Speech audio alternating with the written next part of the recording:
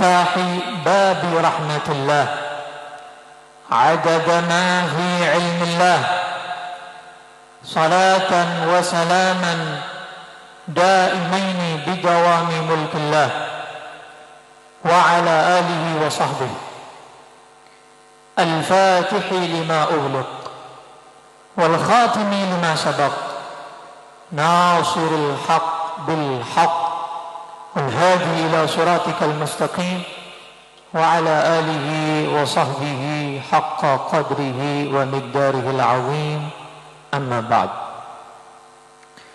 Hadratul muhtaramin yang sama-sama kita hormati, para alim ulama, wabil khusus para habaib,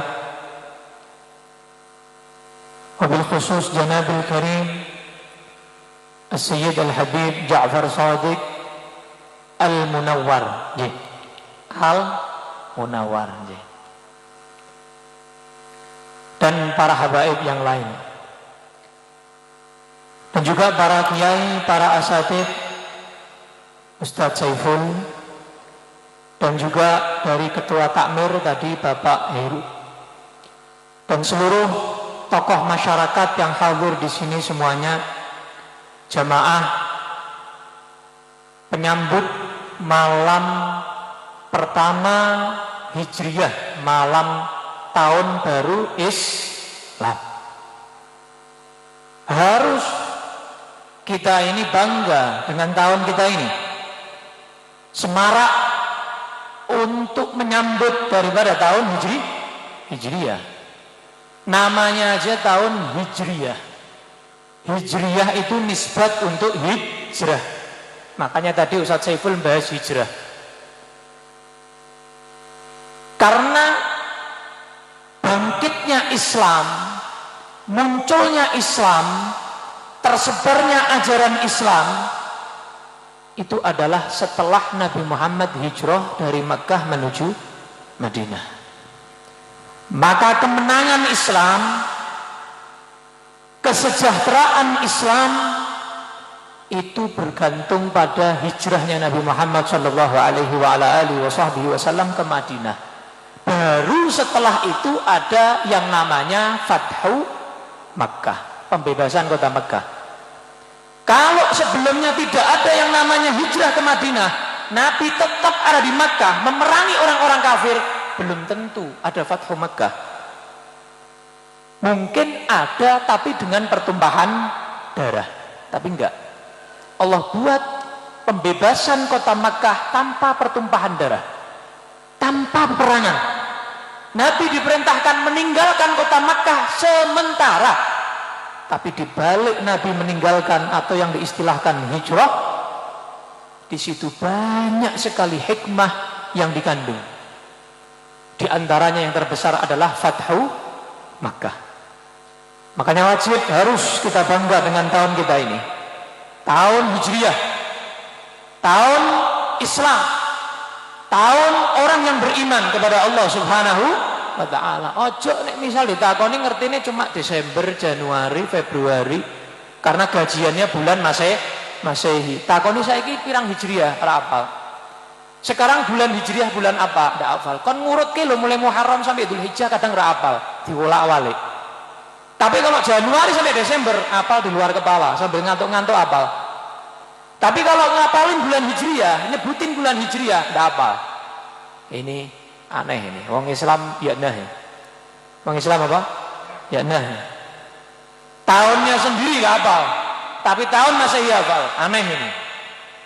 Kalau malam 1 Januari, Masya Allah merayakan mercon, terus apa jenenge kuwi? Pangapi, terus trompet, trek-trekan, ya. Tahun awal tahun baru Islam tidak merayakan, tidak mau ke masjid, corona. Apa? Corona. Ya. Emang kan bengi iki aku rada heran, At-Taufik biasanya adem. At-Taufik masjid At-Taufik itu biasanya dingin. Lho bengi iki kok sumu, tak delok AC-ne mati kabeh. Nggih iki, pecahke ya. Ya dimatikan karena takutnya nanti ada corona yang hidup ya. Jadi biar coronanya mati. Allahumma Amin. Allahumma ba'idna min corona. Allahumma ba'idna. Sing adoh corona. Nah, kenapa kok tahun Hijriah dimulai dengan bulan Muharram? Kenapa kok enggak dengan bulan yang lain? Di zaman Nabi belum ada. Tahun Hijriah belum ada. Jadi tahun Hijriah itu bid'ah. Tahun Hijriah apa? Bid'ah baru. Sama kayak sholat tarawih berjamaah di masjid itu bid'ah baru. Mushaf yang kalian baca ini di masjid ini, dulu zaman Nabi nggak ada mushaf di Masjid Nabawi, itu nggak ada. Sekarang di Masjid Nabawi full mushaf. Tapi yang jaga Masjid Nabawi bid'ah ke. Mushaf itu baru, di zaman Nabi nggak ada. Penghafal Quran banyak zaman Nabi. Zaman sahabat penghafal Quran banyak. Nah, tahun Hijriah ini kapan adanya? Di zaman khalifah yang kedua, Sayyidina Umar bin Al-Khattab radhiyallahu taala anhu. Beliau itu orang yang sangat cerdas, pinter. Sayyidina Umar itu coba bayangno kereng. Medine. Wah, Sayyidina Umar keras sih koyo apa ya? Sampai setan itu takut. Dikatakan masalaka Umar fajjan illa salaka syaitan fajjan akhar. Tidaklah Umar bin Khattab melewati satu jalan kecuali setan nggak berani lewat jalan itu, lewat jalan yang lain.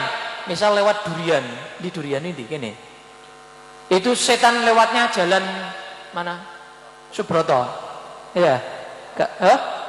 Sumur Boto, ya. Jadi nggak berani lewat jalan yang sama. Ketika Umar bin Khattab melewati satu jalan, satu gang, setan nggak berani lewat situ, lewat jalan yang lain. Dari takutnya setan sama Sayyidina Umar. Oh, coba bayangkan Sayyidina Umar yang medeni, rak tau guyu. Sayyidina Umar tuh hatinya lembut, lebih lembut dari kita. Ketoke nek ngatur soft ngetoke pedang. Ada imam sini kalau mau ngatur soft mengeluarkan pedang. Sayyidina Umar itu kalau mau ngatur soft pedang, srek wis siap semuanya. Kalau ada orang mencaci Nabi Muhammad, merendahkan Islam, langsung Nabi, lehernya saya tebas boleh enggak? Langsung ngono. Enggak, Nabi. Kalau kita mungkin menawarkan diri takut kita yang ketebas, ya. Bukan yang menebas. Sayyidina Umar, Nabi, saya tebas kepalanya boleh enggak? Lehernya saya tebas boleh enggak? Oh, jangan. Slow. Ya, kalau kita bahasanya apa? Slow. Stelkan apa? Stelkan dulu. Sallallahu alaihi Nabi. Sallallahu alaihi Nabi. Dicegah sama Nabi sallallahu alaihi wasallam. Jangan kamu kira enggak pernah guyu. Sayyidina Umar tuh hatinya lembut banget. Sayyidina Umar tuh julukannya orang yang paling diam, paling nangis kalau dengar ayat Quran. Itu Sayyidina Umar itu. Sayyidina Umar itu, para sahabat yang lain sudah paham. Pokoknya nek Umar ngamuk. Pokok kalau Sayyidina Umar marah, langsung baca Quran aja. Lo gak mandek, gak ngamuk. Nanti kan gak marah dia. Betul. Pernah ada orang yang ngetes. Bener apa enggak ini? Sayyidina Umar dibuat emosi, dibuat marah, terus kemudian dia baca Al-Quran, Sayyidina Umar langsung diem, langsung menangis. Lah awakmu nek emosi ngrungokke Quran tambah emosi. Aku ki ngamuk malah mbok baca ke Quran. Sayyidina Umar ketika mendengar bacaan Al-Quran diem, gak jadi marah, gak jadi emosi, langsung meredam, langsung berhenti langsung. Radhiyallahu taala anhu, lembut hatinya. Sayyidina Umar tuh kalau bagi apa sembako itu enggak ngutus. Misalnya Pak RT ngutus anak buah, enggak. Presiden ngutus siapa, enggak. Sayyidina Umar ini khalifah, dhuwure presiden. Khalifah ini dhuwure presiden, atasnya presiden. Beliau kalau bagi-bagi itu bagi-bagi sendiri. Berasnya diangkat sendiri. Ketika anak buahnya itu mau bantuin, oh jangan. Sing ditakoni Gusti Allah aku ra awakmu. Saya yang khalifah. Yang ditanya Allah itu pemimpin apa rakyatnya? Hah? Yang ditanya Allah nanti itu pemimpin apa rakyat? Pejabat apa rakyat? Pejabat. Nah makanya Sayyidina Umar bagi-bagi sendiri, belusuan dewe, ora pas kampanye tok. Sallallahu alaihi Nabi. Sallallahu alaihi Nabi. Radhiyallahu taala anhu. Nah Sayyidina Umar itu kalau terima surat itu bingung. Surat tulisannya biasanya kan tanggal sekian, bulan ini, tahun ini kan gitu ya. Kalau kita kirim surat, pikir ngono tok. Rajab, bener tak? Sya'ban, Ramadan, ini tahun piro? Kan bingung. Ini Sya'ban kapan? Zamannya Nabi, zamannya Sayyidina Abu Bakar, apa zamanku? Ini Rajab kapan ini? Sya'ban kapan ini? Akhirnya dari situ beliau berinisiatif punya ide. Ide, berarti bid'ah, ada zaman Nabi, ide baru. Nggak ada zaman Nabi, nggak ada, ide baru. Nah, ngumpulkan sahabat, kumpul para sahabat. Ini gimana ini? Ini saya kok punya ide, kita buat tahun aja. Biar kita nggak sama kayak mereka. Ikuti tahun mereka, biar kita berbeda. Kita punya tahun sendiri orang Islam. Wah, setuju semuanya, sepakat semuanya. Yuk kita mulai bulan apa yuk? Wah, di situ berbeda pendapat. Ada yang mulai lahirnya Nabi aja.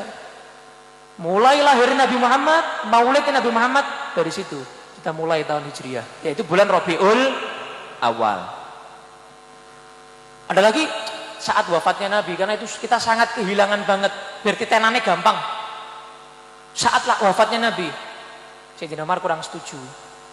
Ada lagi yang berpendapat Ramadan, ada lagi yang bulan Rajab, Sya'ban, macam-macam, pendapatnya banyak sekali. Ada yang bilang begini, bilang begitu. Nah, ada yang berpendapat bulan Muharram. Kenapa bulan Muharram? Karena dalam Al-Quran Allah subhanahu wa ta'ala berfirman, Inna iddatash syuhuri indallahi 12 syahran fi kitabillah yawma khalaqas samawati wal arda minha arba'atun hurum. Sesungguhnya bulan di sisi Allah subhanahu wa ta'ala itu jumlahnya ada berapa? 12. Makanya ada orang yang pinter-pinter ngelontok-ngelontok, profesor, doktor, itu dia mau merubah 12 bulan jadi 10 bulan, gagal. Menjadi 11 bulan, gagal. Apalagi di bawah 10, gagal total. Kenapa? Sudah nas Al-Quran, Allah menghendaki bulan itu ada 12, tidak bisa mau dirubah-rubah, tidak bisa, 12. Nah, mulai Allah menciptakan langit dan bumi, bulan total 12. Nah, dari 12 bulan itu ada 4 bulan yang haram. 4 bulan yang mana diharamkan kezaliman 2 kali lipat. Diharamkan peperangan, diharamkan dosa-dosa di 4 bulan ini dikali lipatkan oleh Allah subhanahu wa ta'ala. Pahala pun seperti itu. Apa saja 4 bulan yang haram ini? Yang sendirian bulan Rajab, sendirian. Yang berurutan 3. Dzulqa'dah, Dzulhijjah dan Muharram. Dzulqa'dah, Dzulhijjah, Muharram. Nah, Sayyidina Umar itu pengen awal tahun Islam dan akhir tahun Islam itu ada di tengah-tengah antara 3 ini. Kenapa? Supaya diakhiri tahun kita dengan bulan haram, diawali dengan bulan haram. Bulan mulia. Nah, tinggal milih Dzulhijjah sih. Tapi nek Dzulhijjah sebelumnya kalau Dzulqa'dah sebelumnya apa? Halo, kok sebelumnya kok Dzulhijjah? Sebelumnya apa? Syawal, Ramadan, loan apa gitu. Apa? Sebelum Dzulqa'dah apa? Syawal. Loh, Syawal bukan bulan haram, bulan haji. Bukan bulan haram. Bukan bulan haram. Dzulhijjah pas. Kenapa?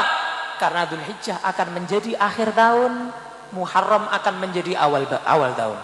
Tidak pernah ulama menyebut Syahrullahil Haram selain bulan Muharram.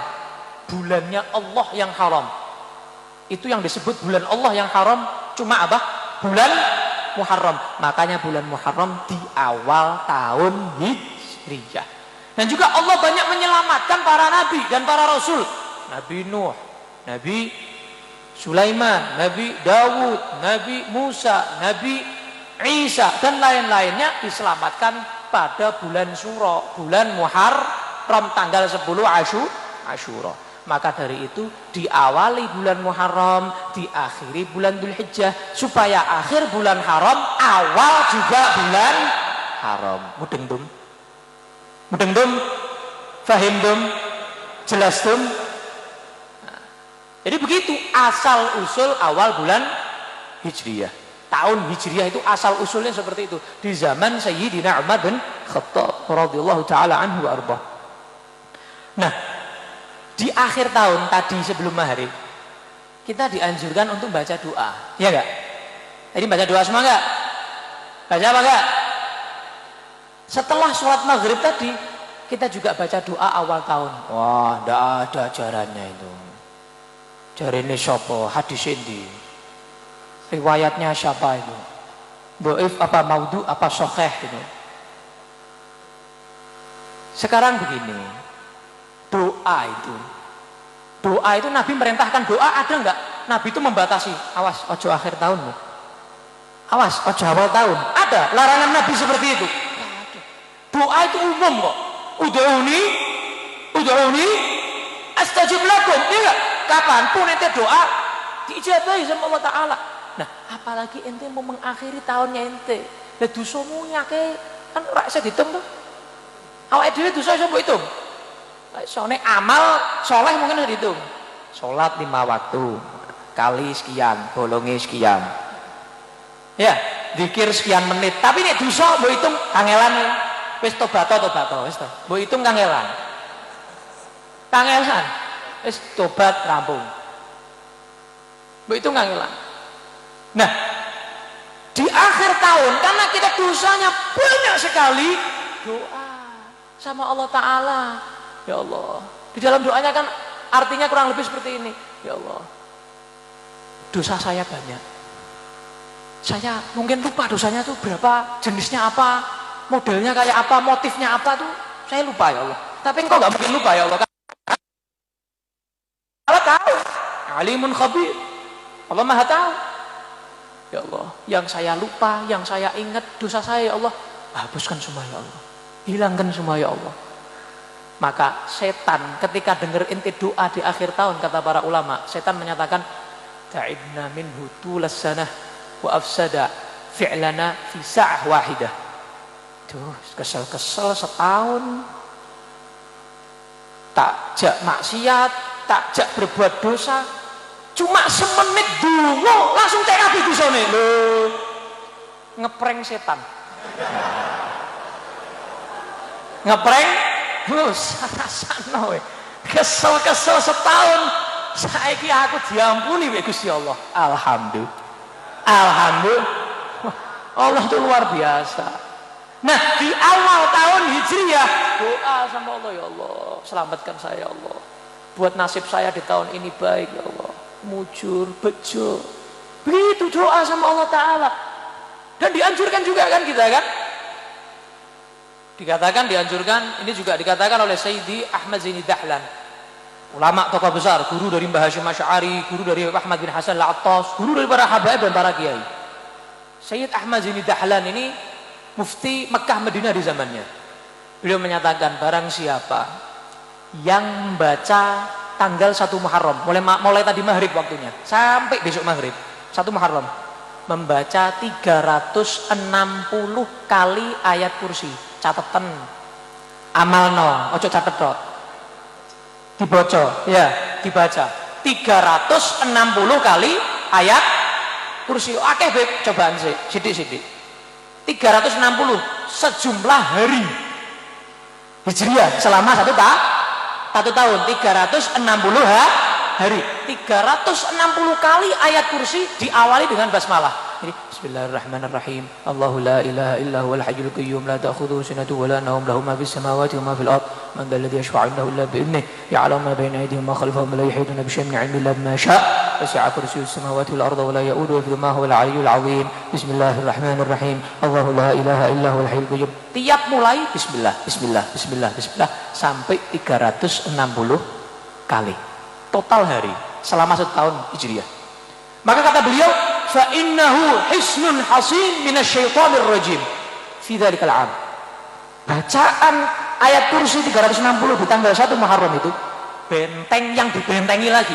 Wes bentengi lagi dari Allah Subhanahu wa taala, dari setan ya, supaya enggak tergoda setan, gampang diganggu setan selama 1 tahun sampai ketemu Muharram tahun 1443 lah Hijriah. Ya 442 itu.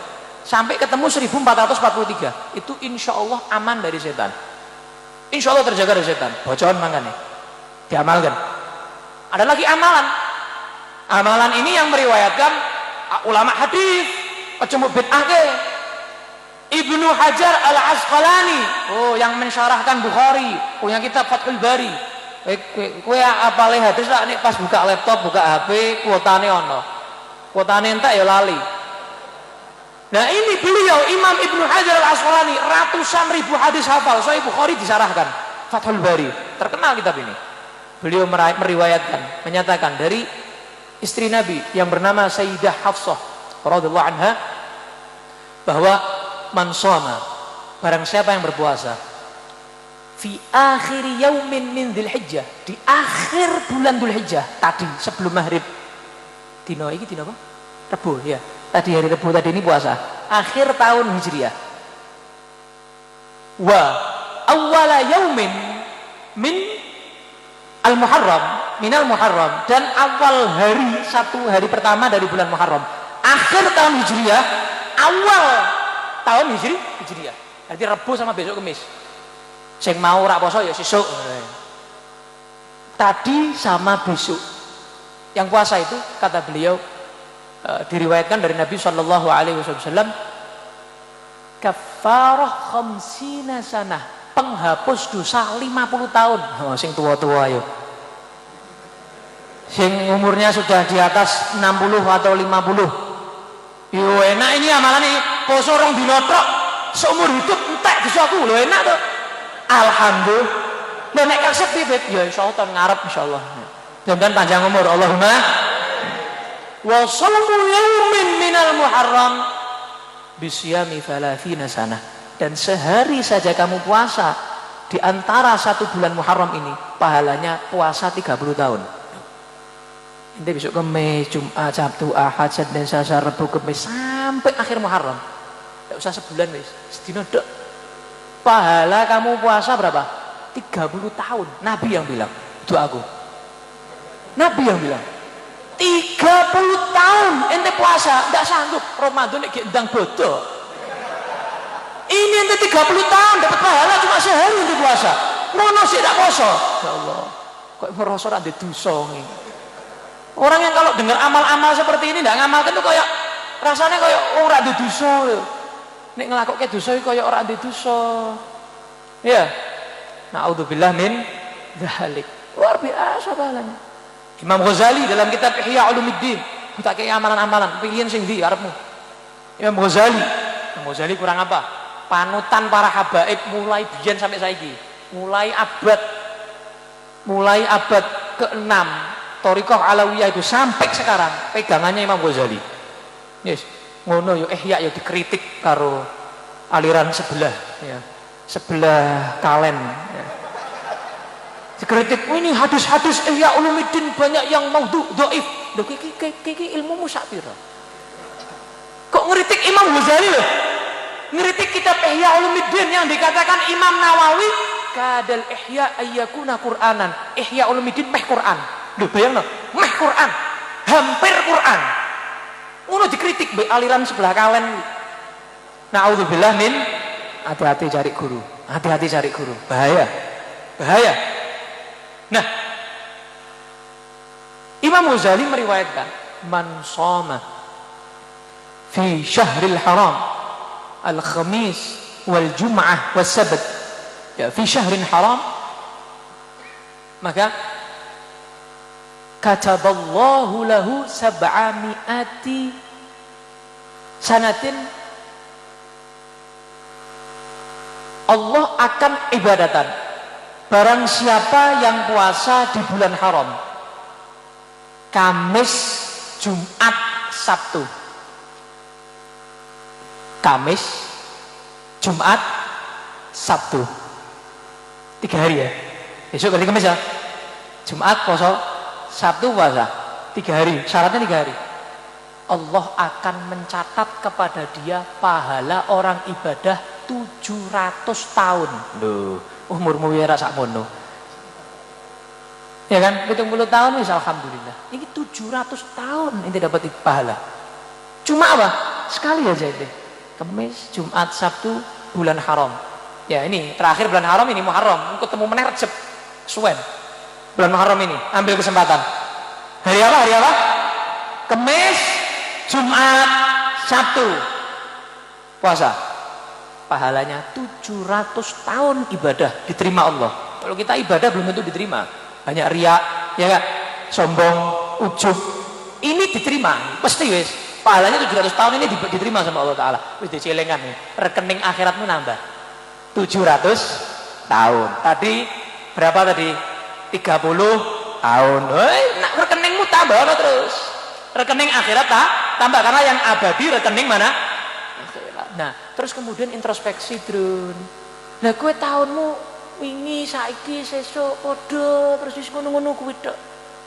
Sama, kamu tahun 1440 kesannya apa tahun itu? Oh, alhamdulillah, tahun itu saya mengumrohkan ibu saya. Lah ngono, ana kesane. Duh, di tahun 1441 Hijriah kesannya apa? Barcelona telak. Dintekke mbek Bayer 8-2. Loh, kesanmu bal-balan.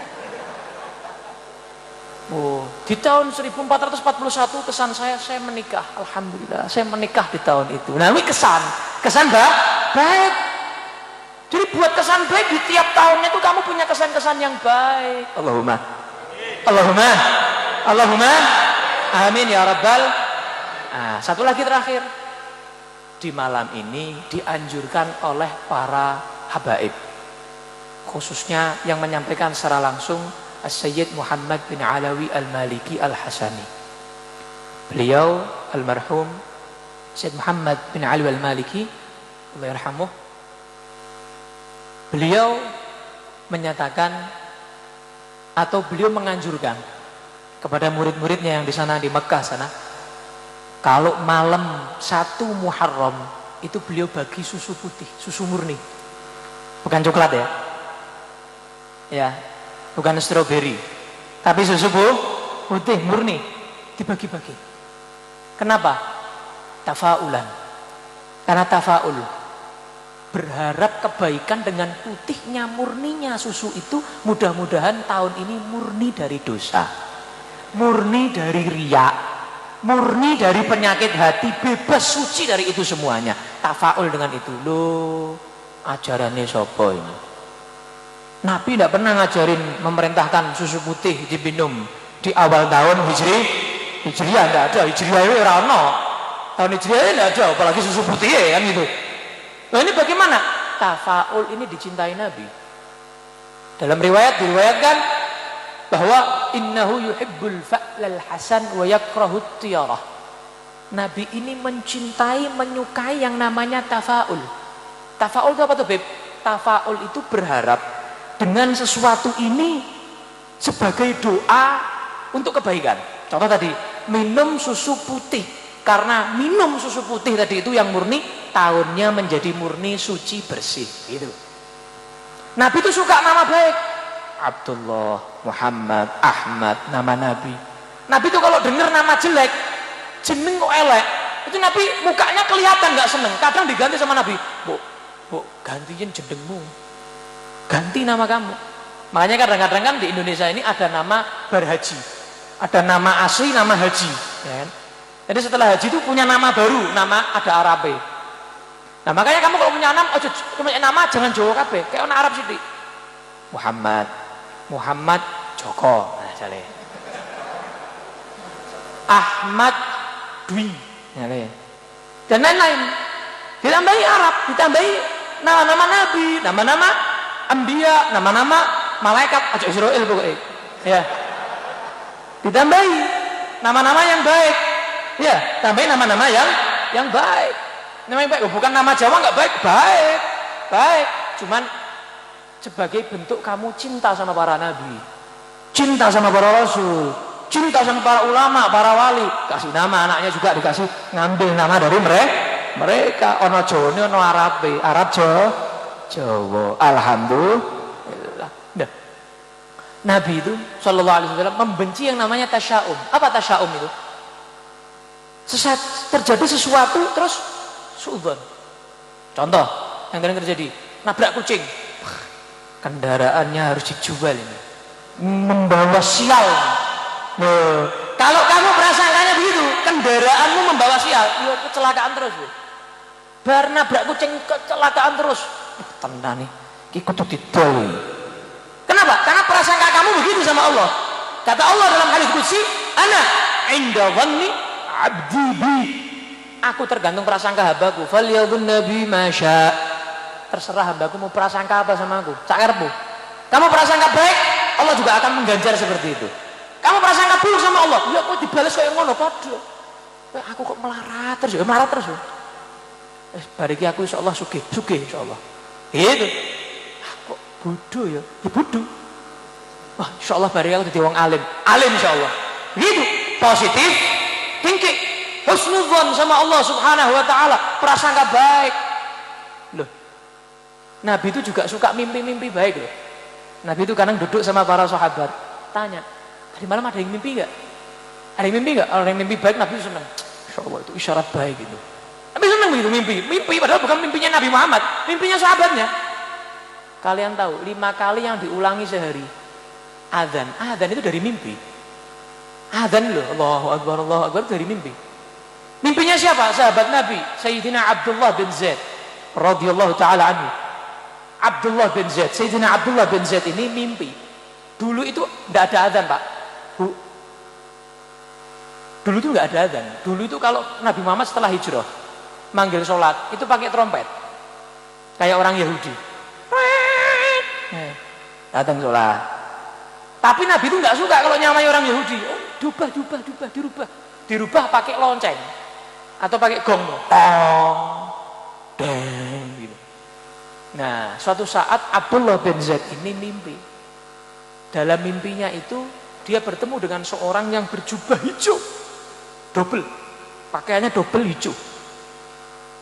Abdullah bin Zaid ini bawa trompet atau bawa gong tadi itu atau lonceng. Ditanya sama orang yang berjubah hijau ini, "Ente mau apa?" "Ana mau manggil orang sholat." "Enggak gini caranya, tak ajari yang lebih ajib, lebih bagus, lebih ahsan." "Bagaimana?" "Manggilnya begini caranya. Allahu Akbar, Allahu Akbar, Allahu Akbar, Allahu Akbar, asyhadu an la ilaha illallah," sampai akhir adzan. Bangun tidur, besoknya datang ke Nabi SAW. Nabi, saya mimpi ajib tadi malam." "Mimpi apa?" Nabi senang kalau dengar mimpi bagus, itu senang Nabi. "Mimpi apa?" "Saya mimpi begini. Bagus itu bagus. Udah. Panggil Bilal, suaranya enakan Bilal. Yang mimpi Abdullah bin Zaid, tapi Nabi bilang, "Innahu anda min sautik." Suaranya Bilal lebih enak dari suaranya ente, panggil. Makanya gue yang golek vokal saya enak. Kayak gitu loh. Vokal lo azan meneh, azan subuh malah gak ada ngantuk. Sing salah mbuh muadzine, mbuh takmire, mbuh sing turu, mbuh salah kabeh. Golek muadzine sing pas, sing enak, rungokke ku tangi, bangun, begitu. Panggil Sayyidina Bilal. Panggil, "Ini nih, ada mimpi nih." Jadi adzan itu asalnya dari mimpi, jadi sampai sekarang diamalkan terus. Nah, jadi isyarat-isyarat baik seperti susu putih itu Nabi suka. Shallallahu alaihi Nabi. Shallallahu alaihi Nabi. Nah, mudah-mudahan di tahun ini insyaallah mudah-mudahan tahun yang baik bagi kita. Tahun kemenangan bagi kita insyaallah. Tahun kesejahteraan insyaallah. Yang belum nikah insyaallah nikah kabeh. Yang belum punya anak insyaallah. Yang rezekinya pengen lebih insyaallah dikasih berkah sama Allah. Ya, mudah-mudahan yang ilmunya kurang ditambah sama Allah taala. Dan yang banyak ilmunya dikasih tawadhu oleh Allah Subhanahu wa taala. Dan doa kita yang tahun kemarin belum dijabahi Allah, tahun ini dijabahi oleh Allah. عاجلا غير آجل في لطف وعافية يا أرحم الراحمين على هذه النية وكل نية صالحة جامعة شاملة خير والآخرة وعلى من نوى أسلافنا الصالحون في هذه الليلة ومن نوى مشايخنا ومن نوى أسلافنا ورجالنا وآباؤنا الصالحون ما طلبنا ما قصدنا إلى حضرة النبي المصطفى محمد صلى الله عليه وسلم بسر أسرار الفاتحة.